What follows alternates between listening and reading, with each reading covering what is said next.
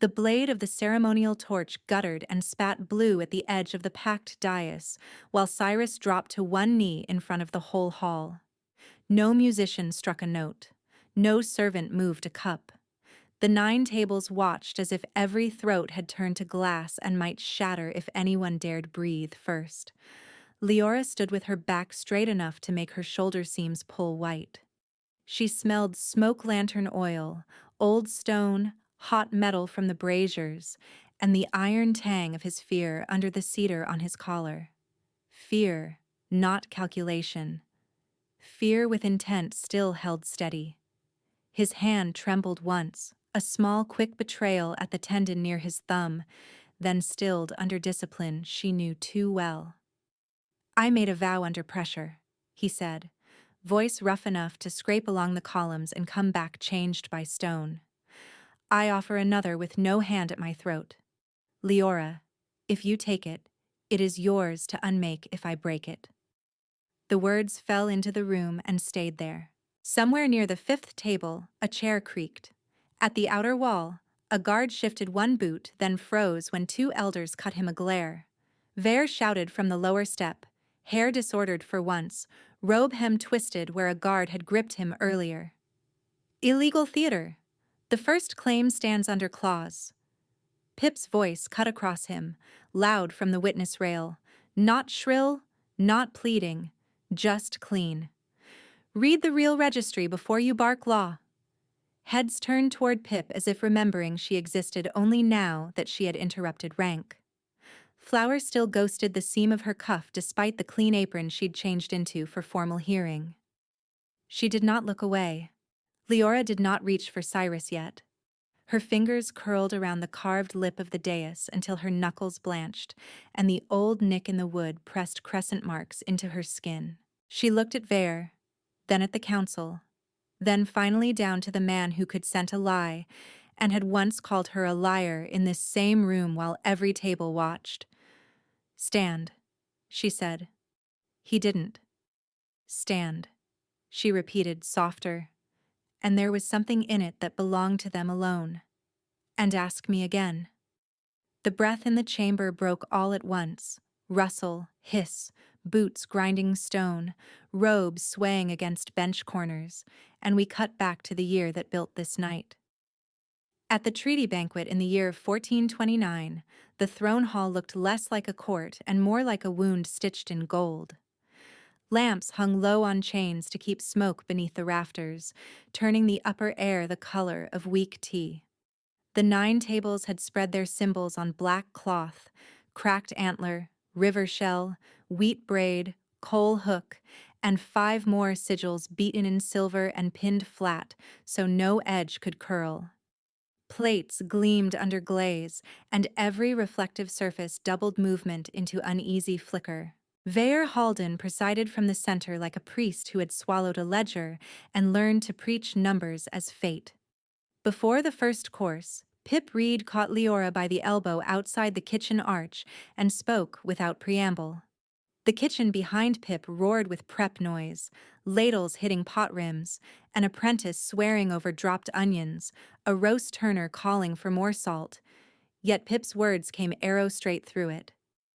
"He's arranged a truth cup right," Pip whispered, flour streaked across one cheek and a burn mark pink at her wrist. "Not in the feast protocol. He told stewards it clarifies allegiance." Leora wiped her hands on her copper ward apron and frowned. The apron strings dug into her lower back from hours of movement, and she suddenly wished she'd tied them looser. "Who told you?" Pip tapped her own temple, impatient. "He told his clerk near the ovens because he thinks steam means deaf walls. I remember every word once heat hits my ears." A runner ducked between them carrying stacked trenchers. Pip sidestepped without breaking eye contact. Ansel waited by the pillar with his debt token hung inside his vest, where he could feel it like a second heartbeat. He had shaved too fast. A thin cut redlined his jaw. His own jaw clenched so hard the hinge jumped. "If this is about me, I can walk out," he muttered. "I won't give him leverage." She turned toward her brother and caught the pepper-sharp scent of stress from his skin. the quick, irregular breath he got when cornered, the rigid way he held his shoulders too high, as if bracing for impact. You walk out and he calls it admission. You stay. You breathe. You keep your shoulders down. I owe 480 silver marks, Ansel said, barely moving his lips because servants streamed past and he still believed whispers made things safer. He holds the paper. You think he won't use it? He already is, Pip said. That's why he wants spectacle. Ansel looked between them and laughed once with no humor. Then we are 3 goats led to his table. Leora reached and straightened his collar like she had when they were children and he'd try to bolt before market inspection. No, we are 3 witnesses if we keep our heads. Inside, drums rolled once and died. The herald announced the rite, as if it had always been planned and printed in protocols nobody had seen. Ver lifted the clear cup and smiled toward Cyrus with the smile he used when laying traps in legal language. War Alpha, Ver said. You are famed for reading truth through scent shifts. Drink, and tell us whether the quartermaster speaks cleanly. Leora felt every gaze pivot toward her like spear points finding a seam in armor. Cyrus stood at the left of the dais in campaign leathers, thumb hooked beneath his belt, expression unreadable to most of the room, and very readable to her in the minute tension around his mouth. He inhaled once, twice. She watched the cartilage under his jaw work. Leora Fenn, Ver purred, saying her full name as if entering an item in inventory. State before witnesses that no private pact binds you to Ashmarch command. The spirit hit her tongue like lamp fire. It was clear enough to show the tremor in her hand if she let it rise, so she set the cup down carefully, controlling each finger. No private pact binds me, she said. Cyrus looked at her too long. A cord of silence pulled tight across the whole chamber. Someone coughed and choked it back. A council aide dropped a spoon and did not bend to retrieve it. Leora could smell his body parsing her words. Not magic, not mystic thunder, only the precise shifts he had trained to read after battle tribunals: cortisol spike, sweat salt change, breath hitch, capillary heat, flushing neck and ear line. He had told soldiers their own mothers lied. He had been wrong less than anyone wanted and more than anyone forgave. His next line landed like a slap. Train deceit, he said. Noise broke around the tables, murmurs, chair scrape, a delighted little intake from Ver that he did not bother to hide. Leora's ears rang. The skin under her collar burned. Humiliation did not feel abstract. It felt like sweat cooling down her spine under copper links, while strangers measured her face for cracks and bet silently on whether she'd break in public or save it for later. She met Cyrus's eyes anyway. If she looked away, Ver would call that confirmation too. Cyrus held the stare until Ver lifted the cup in triumph, like a priest displaying relic. There, Ver announced. Even his nose confirms contamination in quartermaster rank. For safety and stability, Clause 27 requires an immediate political claim by command or command is forfeited. Ansel surged half a step forward, and Pip caught his sleeve hard enough to wrinkle linen, fingers digging until he hissed. Leora spoke through teeth. Clause 27 addresses cross-table conflict during siege. We are not under siege. Ver spread his hands, fake patient. Interpretation rests with the Chancellor. Cyrus's hand rose toward her wrist as if pulled by an unseen line. He stopped a finger width away. Warmth from his palm ghosted across her skin without contact. She leaned forward before she could stop herself, felt the room see it, and arrested the motion so abruptly her heel slid on waxed stone. Then hear me, Cyrus said, voice carrying to the back wall. I reject your romance language, Chancellor. I accept a binding only to keep command from your vote trap. Nothing else. He spoke each word as if placing stones across a river he hated crossing. Ver smiled wider, because acceptance was still acceptance, and legal records did not care what blood burned under phrasing so long as phrasing existed. The hall wrote its own story in whispers before either of them could breathe. At the far table, an elder leaned toward another and muttered behind a hand. Near the kitchen arch, two junior clerks exchanged a look that said scandal before they schooled their faces. Ansel stood rigid and white around the mouth. Pip's eyes tracked Vere, not Leora, already storing details like a knife drawer. By the end of the banquet, Leora had been diminished in public exactly as Vere intended. By the end of the hour, Cyrus had given Vere exactly what he thought he wanted. The walk out of the hall felt longer than the walk in. Corridor torches hissed in damp sockets. Servants avoided her eyes with the careful deference people use when they have seen blood and wish to be nowhere near blame. At the inner stair, Ansel started to speak, stopped, then said only, "I'm sorry," as if he had personally set the cup in her hand. She squeezed his wrist once and sent him with Pip through the side passage, because if she heard one more sympathetic whisper, she might break a vessel. After midnight, the archive stair smelled of tallow, damp vellum, old glue, and cold iron. Leora waited on the landing where a slit window threw moonlight across stacked registries bound in cracked red leather. Dust floated in the shaft like slow snow. Somewhere in the stack room, water dripped at uneven intervals into a catch pan. Cyrus came in without escort, shut the door, and braced both hands on the rail as if steadying from a blow that had landed an hour late. "You called me trained deceit in front of 9 tables," she said. "I know. Say anything but that, and I leave." His laugh came out broken and brief. "I called you a liar because Vere needed to think he had pierced us. He's been trying to trigger Clause 27 for months and couldn't get cause. Public denouncement was bait." She stared at him until his scent shifted from iron tension toward bitter regret. He didn't move to defend himself further. That restraint made it worse and better at once. "You could have warned me.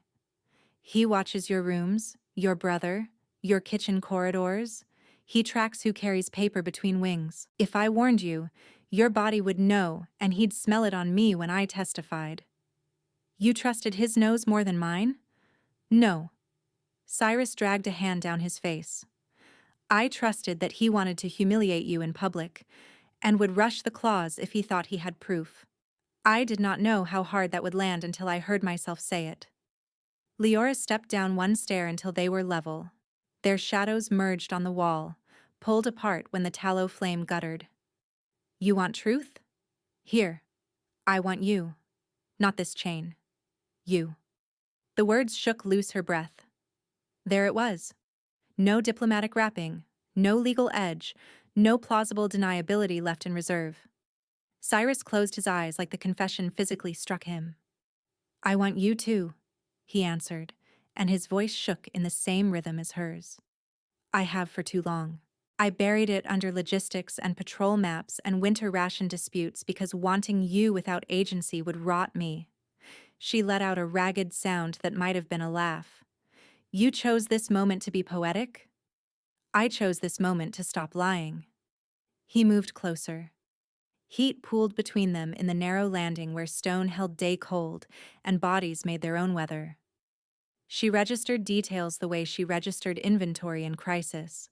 Pulse jumping at his throat beneath a faint scar, smell of iron and honey from skin warmed under leather, involuntary step mirroring as each shifted weight and copied the other without intention, snag in his inhale when her shoulder brushed his sleeve, the tiny tremor in her own fingers when she lifted them and did not command them down.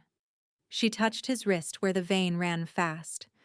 He caught a breath, then placed his fingers at her jaw with startling care, as if asking the skin itself for permission. His thumb barely grazed the corner of her mouth. It would have taken almost nothing to close the distance. It would have taken less than thought.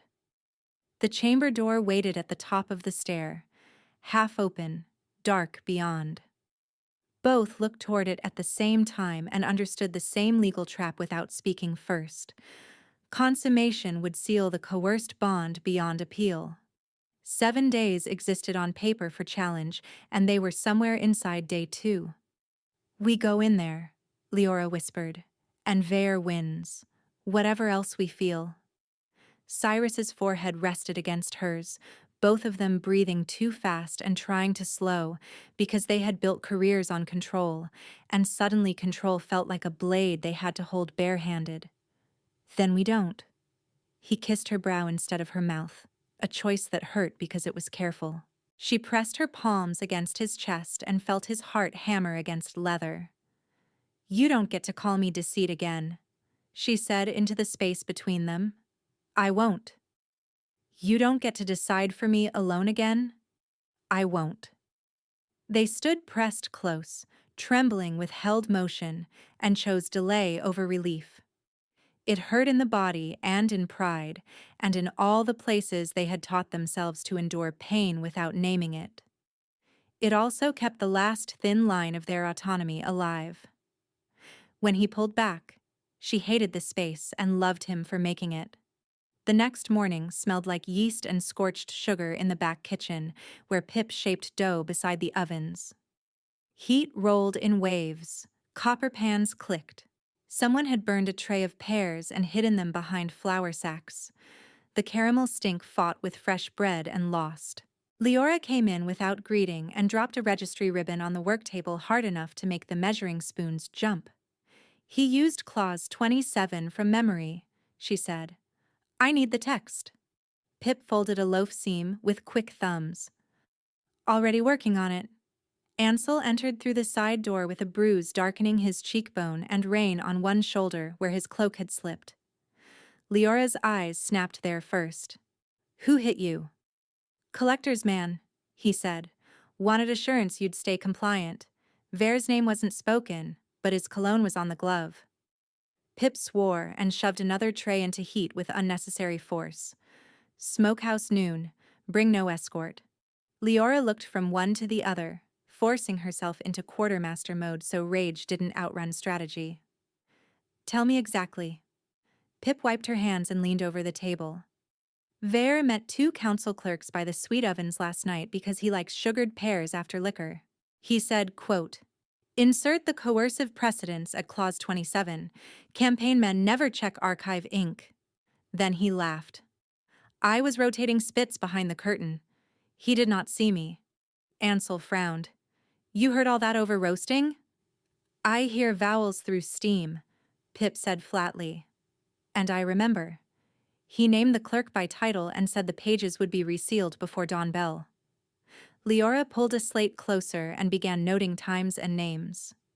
Who else was present? 2 scullions came through with peel buckets. They'll deny hearing anything if questioned by rank, but one of them flinched when he said, coercive. Ansel set both hands on the table. He's not just trapping command, he's buying silence with fear. Pip nodded. Then fear has to be expensive for him. At noon, smokehouse rafters held strands of drying fish and old soot. The room breathed slow heat, unlike the aggressive blast of the bakery, thick, patient, clinging to hair and cloth. Leora set a lantern behind a slab of horn to throw hard light sideways across copied lines, exactly the way old quartermasters taught apprentices to catch adulterated ink and doctored weight marks. Pip produced a folded page from inside her apron, fingers shaking only once when she let it go. I stole this from the registry shelf when the steward went to piss, Pip said. If they catch me, I lose my ration card and maybe my post. Leora took the page like it might tear if handled with guilt. You should not have had to do this. But I did, Pip said. So use it. Leora unfolded the page on a clean board. Clause heading, seal mark, margin notes, signature line worn by years of handling. Her eyes tracked the script and stopped where ink should have browned evenly with age. Most lines sat matte and sunk into rag fiber, edges feathered minutely where old gall had bitten. One line, coercive precedence in peacetime, shone slightly blue-black and rode atop fibers like fresh spill, forced dry by sand and impatience. There, Leora breathed. Ink aging mismatch. Ansel leaned close and squinted, brow furrowed, nose wrinkling at smoke. Looks like writing to me. She angled the page and the difference jumped. Older gall ink eats into fiber and feathers along these ridges. This line sits high. Added later. See where the stroke ends sharp instead of frayed? And the sand marks are broader. Different grind. Pip bent nearer. Can they call this handling damage? They'll try. Leora traced just above the line without touching. But damage doesn't create fresh oxidation tone in one sentence only. Cyrus arrived through the rear hatch with rain on his shoulders and mud at his boot edge from cutting across yardstone. He shut the hatch quietly, scanning once out of habit before stepping in. Leora handed him the page without speech. He had spent years with campaign ledgers altered by desperate quartermasters and corrupt suppliers, and had learned to spot cheats at supply hearings where entire winter stores depended on whether one column had been moved. He tilted the parchment, tracked penetration depth with practiced eyes, and nodded once. Curt. She's right. This sentence is younger than the clause block. Whoever inserted it expected no one to compare under sidelight. Ansel rubbed his face, thumb pressing the bruise. Can you prove it in hall? Cyrus's jaw set. If they let us present evidence. They will if witnesses force them, Leora said. Vere depends on us behaving quietly. Pip met her gaze. Then use me. I heard him. Fear smelled sharp on Pip, metallic and dry, but she did not step back. She reached for the dough knife she had carried out of habit and set it on the table, then removed her hand from it deliberately as if proving she understood this would be fought with words first. Cyrus looked at Pip directly. If you testify, he will try to stain your credibility by rank. Pip shrugged one shoulder. He already thinks I'm furniture. Let him discover otherwise in public. The first challenge day ended with Vere issuing notices that the binding stood. His clerks carried stamped slips through corridors and posted them at door arches before anyone could challenge wording. The second opened with him, trying to seal access to the dais on maintenance grounds. By midday, those barriers had vanished after 2 elders objected, but the attempt itself moved through servant lines faster than official announcements. By late afternoon, word had spread through servants, guards, and table aides that the Kitchen Omega had stolen a registry copy, and that the quartermaster intended to accuse the chancellor in open chamber. Names passed in half voices over wash basins, down stairwells, across stable yards. By dusk, people who had never seen Clause 27 could recite fragments of it with confidence and be wrong in inventive ways. Council bells pulled everyone back to the throne hall at dusk. Same carved pillars, same stained banners, same dais where Leora had tasted the truth cup and been cut down while crystal chimed and nobody intervened. Cyrus took his place on the step below command rail, expression controlled to hardness. Vere stood center in crimson trim, one hand resting on the bound law book as if physical contact with it could absorb legitimacy through skin. Proceed quickly, Vere said. Appeal window is narrow and theatrics waste public time. 7 days, Leora answered. We are inside it. He gave a tiny bow that mocked courtesy. Present your fiction. She did not climb immediately. Instead, she turned and signaled Pip forward. A murmur moved like brushfire through the benches when the kitchen apron appeared beside the witness post. People leaned to identify her, then leaned farther when they realized who she was. State your name for record, Vere snapped. Pip lifted her chin. Pip Reed. Occupation? Kitchen Omega, oven line, and roast turn. A few counselors smirked. One covered it too late. Leora let them. She had learned long ago that underestimation is a lever if you can wait long enough to place it where weight will do the work. Pip spoke with both hands wrapped around the rail. Knuckles pale, voice steady. On banquet night, I heard Chancellor Vere order an insertion into Clause 27 near the sweet ovens. He said campaign men never check archive ink. He named coercive precedents. Vere laughed sharp. A cook claims legal insight? A cook with memory? Pip shot back. And ears. And enough sense to know when a man says one thing in hall and another by heat. Did you drink? No. Were you dismissed from your station? No. Then you were eavesdropping. I was turning spits where I was assigned. The elder at table 3 raised a hand. Witness answered, "Move on." Leora climbed then, each step deliberate, and set the stolen registry sheet on the evidence plank. Observed in archive light and smokehouse lamp. Added sentence is newer ink. Vare reached for dismissal before she finished. Forgery accusation from a humiliated quartermaster and her pet witness.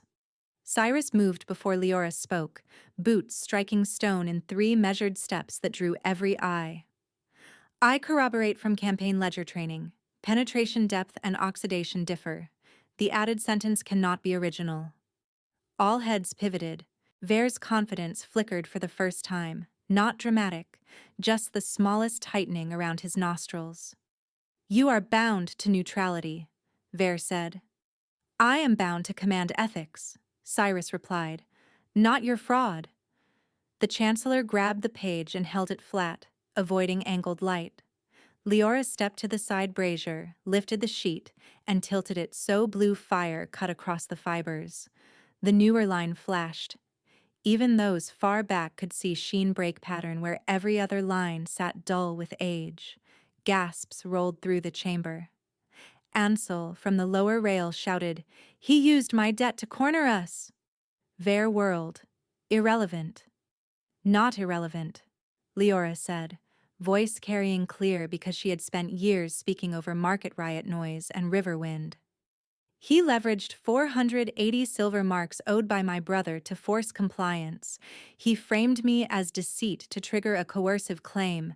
He altered law text to cement power. Counselors began talking over each other, benches scraping, standard polls rattling where hands struck them for attention. Vare slammed his palm on the dais for order and cited procedural authority from memory with too much speed. Cyrus cut through. Then invoke full formal address and inquiry, he said. Now. One of the elders from the outer tables rose and demanded names for accusation under oath. The hall hushed enough for stone crackles from braziers to be heard, and for somebody in the upper gallery to swallow audibly. Leora stood straight and spoke with ceremonial cadence.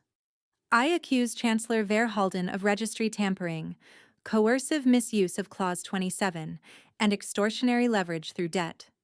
Vare answered with his own full voice, brittle at the edges no matter how he rounded vowels. I deny. Pip repeated testimony under oath, then repeated it again when Vare tried to tangle her in time markers.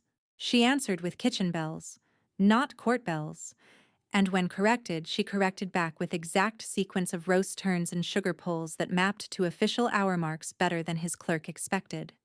Cyrus repeated corroboration. Leora demonstrated ink mismatch again, this time with the council lantern brought close, and then with the second lantern to remove accusation of trick light. No one could unsee the line riding above fiber after that. Inquiry took less time than Vare expected and longer than anyone wanted. Questions cycled. Signatures were compared. 2 archive clerks were summoned, one denying everything until shown sand residue difference, the other sweating through his collar and admitting he had resealed the page on Chancellor order. At the 3rd admission, the room's mood shifted from scandal to sentence. By night's deep hour, verdict came. Removed from office, stripped of seat authority, exiled beyond the Salt Gate for 12 years. Guard hands on his arms, Vare still fought to speak over them, heels digging grooves in wax residue. Claim stands, he shouted. You cannot undo precedent. Coerced precedent built on forgery, the elder answered. Void. Then command collapses when factions split. Take him, said another elder, exhausted. When they dragged him past the threshold, his boots left 2 black streaks on pale stone near the center seam of the hall. A clerk hurried with cloth, stopped at a gesture from the presiding elder, and left the streaks where they were. Outside the hall, air hit like cold water. Night fog had rolled from the river and beaded on hair and lashes. Ansel leaned against a column and cried once, silent, from sheer collapse of held strain. Leora grabbed his shoulder before he sagged and held him until he could stand under his own weight again. Cyrus stood a respectful distance away until Ansel looked up. "My ledger?" Ansel asked hoarsely. "Cleared from restitution pool after fraud verdict," Leora said. "No collector knocks tomorrow." Ansel nodded and wiped his face with his sleeve, embarrassed at being seen and too tired to perform otherwise. "Good. Then I can stop waking to footsteps." He looked at Cyrus, something unresolved hard in his expression and not hidden. "You humiliated her." "I did," Cyrus said, "to draw Vare into law where we could cut him out. I'd take the blow again if it protected her, and I would still hate myself for it." Ansel held his gaze for a long beat, chest rising slow, then gave one curt nod. "Protect her in daylight next time." "Agreed." Pip emerged from the hall carrying her shoes in one hand because the strap had broken during testimony, and she had continued barefoot without noticing. She set the shoes down, flexed her toes on cold stone, and laughed once in disbelief. "I just called the Chancellor a liar to his face." "You did better," Leora said. "You proved it." Pip's grin faded into exhaustion. "If anyone asks, I am sleeping for 2 days." "You'll sleep after bread," Ansel said automatically. "Bossy for a man who owes no debt now." "Exactly. I can afford to be insufferable." Even Cyrus almost smiled. Later, in the corridor behind the council chamber, Leora found Cyrus waiting by a narrow arrow slit, where wind threaded in and made the torch gutter. The city below smelled of wet slate, horse lines, and distant coal smoke from dock boilers. He did not touch her first. "Appeal voided," he said. "Bond status unresolved until council recognizes replacement form." "You mean until they stop treating me as an annex?" "Yes." She rested her head briefly against cold stone and closed her eyes. "I'm tired of being evidence." He turned toward her, leaving enough space for refusal. "Then let me ask without law between us." She looked at him, remembering the stare, the halted door, the ache they had chosen because agency mattered more than urgency. "Not here," she said. "In hall. Same dais, same witnesses, no shadows." "Tomorrow?" "Tomorrow." They stood in silence another few breaths, listening to wind push through the slit and to distant voices in the lower corridor where clerks still argued over filing sequence. When she finally turned to go, he said her name once. Not to stop her, just to anchor. She glanced back. He inclined his head. It was enough. By dawn, rumors had already rewritten the night into 12 versions. In one, Vare had tried to stab an elder. In another, Pip had forged the page herself out of kitchen spite. In a third, Cyrus had planned the entire collapse from the beginning and hidden 3 extra witnesses in choir lofts. By noon, summons called every table back again, and rumor had to make room for record. The same hall held different weather. No triumph drums, no staged cup, no perfumed trays to soften edges. Just waiting and a cleaned stone floor where 2 faint boot streaks still showed if you knew where to look. Pip stood near the witness rail in a clean apron, hair braided tighter than usual, eyes ringed with fatigue and pride. Ansel took a place behind Leora with his hands open at his sides, no token at his vest, bruise yellowing at the edge. Cyrus entered without escort page, carrying no law book, no emblem except the ash sigil sewn to his collar, and the visible choice to come unarmored in ceremony leather rather than warplate. The elder announced purpose: voluntary vow hearing to replace voided coercive claim if both parties' consent and terms were declared before witnesses. Cyrus walked to center and knelt again, but slower this time, not as spectacle, more like setting down a weapon he no longer needed and showing both hands empty after. He raised both palms, lines visible, calluses from sword grip and ledger pen both evident. I bound under pressure to keep command from being stolen, he said. I could hide behind that necessity and call it honorable. I won't. Leora, I choose you without clause, without vote threat, without debt leash. I ask for partnership in command and home, revocable if I turn coercive, witnessed by these tables. No one interrupted. Even the banners seemed to listen. Leora descended from the upper step. Her boots sounded steady on each riser, and the rhythm carried memory of another night on these same stones when she had climbed to defend herself against accusation. She stopped in front of him and let the pause breathe, not punitive, not theatrical, just long enough to prove this was hers to answer and no one else's. Look at me, she said. He lifted his face. You hurt me in this room. I know. You also risked your command to break the trap. I did. She breathed once, feeling for deceit the way she had learned in smokehouse heat and market haggling with men who smiled while shaving weights. Breath rhythm, pulse jump, skin flush, the micro delay before crafted phrases. He offered none. His fear was present and clean. His hope smelled like rain on iron. I accept, she said, on equal terms, co-signers of this dais. You do not own me. I do not disappear into your rank. Relief hit him so hard he swayed. The hall exhaled with him. He stood only when she offered her hand and pulled. Formal words followed, but the true binding happened in smaller motions. Cyrus moved to stand at her side, not in front. Leora signed the pact rail first, then handed the stylus to him without lowering her arm. He signed beneath, not above. The elder sealed. Pip laughed once under her breath and wiped her eyes with flour-rough fingers, pretending to rub an itch.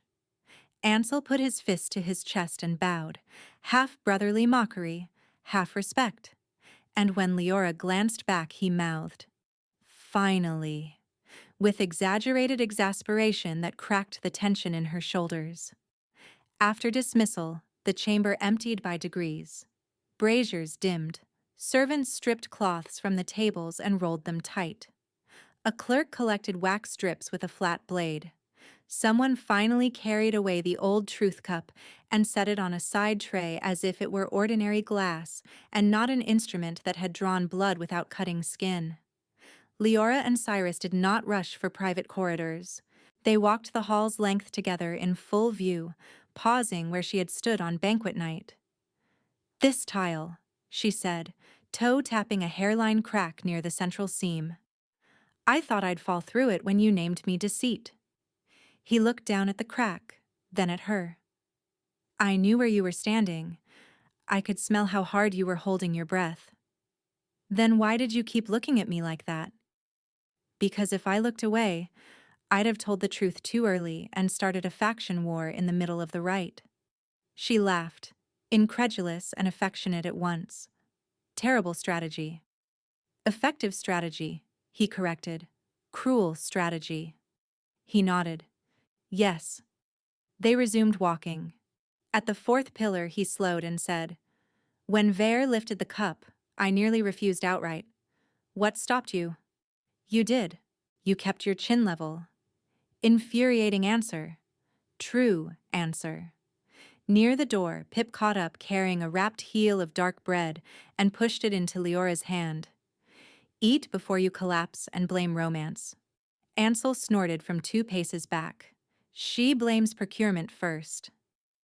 "Always," Leora said, and tore the bread in half, passing the larger piece to Cyrus without ceremony. Pip pointed at both of them. "And sleep. You look like 2 ghosts trying to pass for officials." "Noted," Cyrus said. "Noted means ignored," Pip replied. "I'll send broth anyway." Ansel hooked an arm around Pip's shoulder as they moved toward the outer stair. "If you send broth to War Command, label it. Last time they drank your pepper stock and blamed sabotage. Because they have soft mouths. You are impossible. And fed." Evening settled copper across the city roofs. At the top of the outer stair, the wind carried brine from the Salt Gate Road where Vare had been marched before dawn convoy, shackled but still arguing procedure to men paid not to answer. The knowledge sat between them without needing mention. They lingered on the stair landing while the last of the council dispersed. 2 young guards passed, saw them, and abruptly found urgent interest in a distant banner tie. Cyrus watched them go, then looked back to Leora. "Public enough for you?" he asked. She scanned the courtyard, the open arch, the witnesses still in sight at different distances. Pip by the lower fountain, Ansel arguing with a stable hand about saddle fees, 3 clerks pretending not to stare. "Yes," she said. "For now." Back in Leora's quarters, no one waited behind curtains, no seal hung on the door, no clerk hovered with tablets.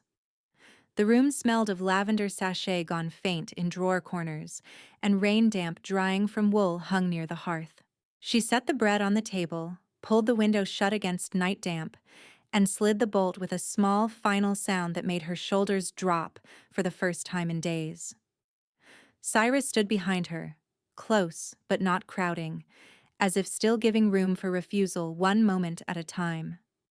He touched 2 fingers to her wrist, the gesture he had halted in public before, and waited. She turned her hand over and laced their fingers. Heat traveled up her arm, simple and immediate. "Still 7 days?" he asked quietly. "Appeal window is moot now," she said. "Choice isn't." "Then we keep choosing."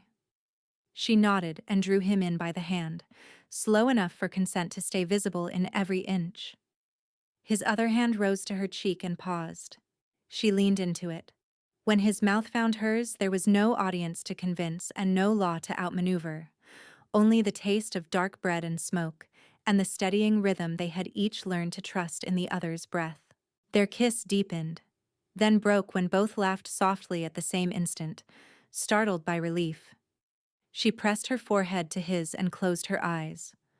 "I almost hated you," she admitted. "I know. I don't now."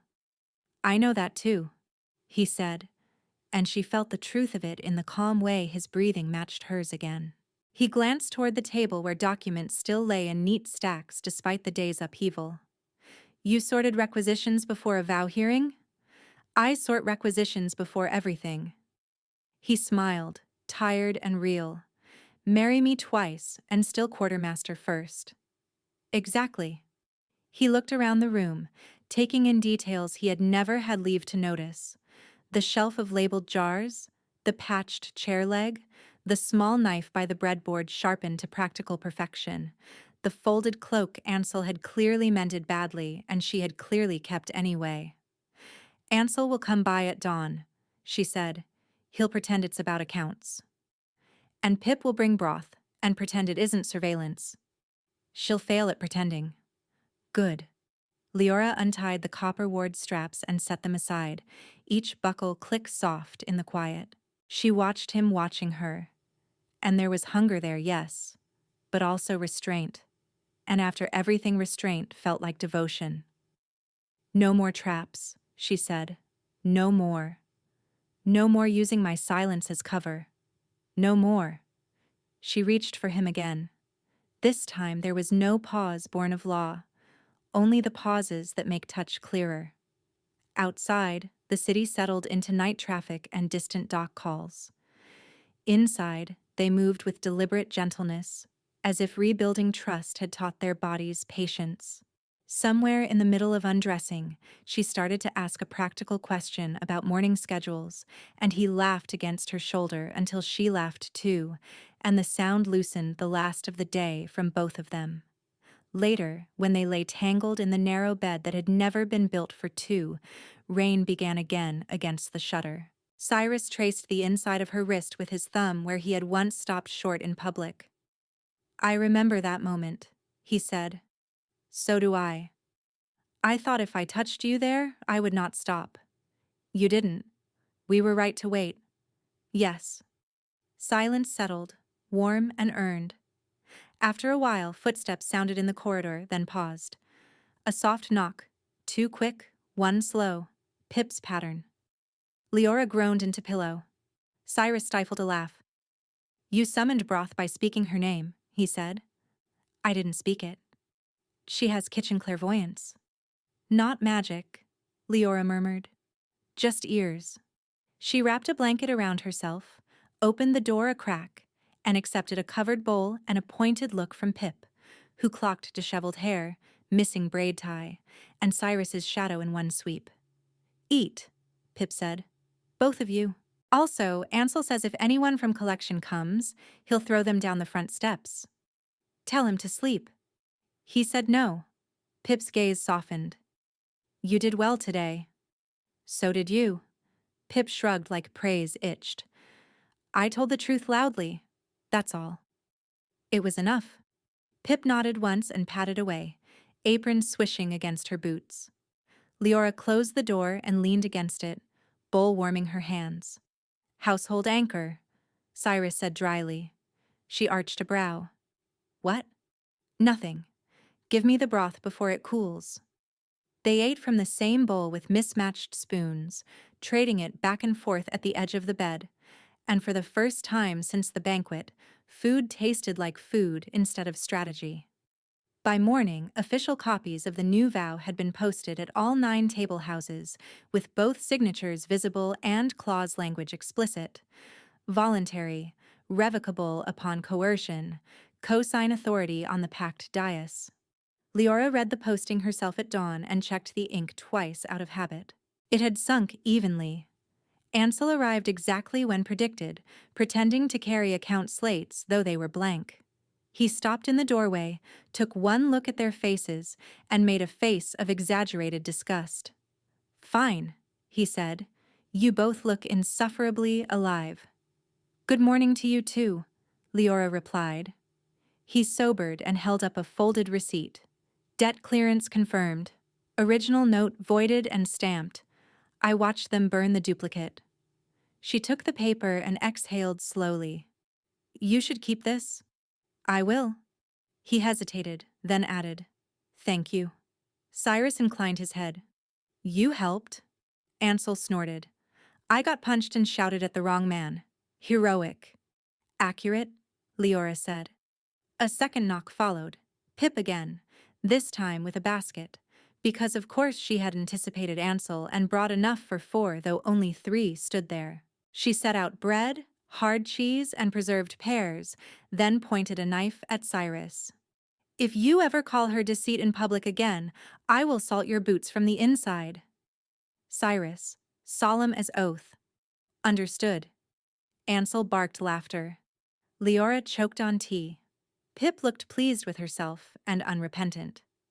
They ate at the small table that barely fit all elbows, sunlight catching steam from the kettle and making ordinary things look briefly ceremonial. Chipped cup rims, torn bread crust, Ansel's ink-stained thumb tapping time on wood, Pip recounting how an apprentice had fainted when told she testified before 9 tables. Cyrus listened more than he spoke. Leora watched him fitting into this room where command meant little and presence meant everything, and something in her chest settled deeper.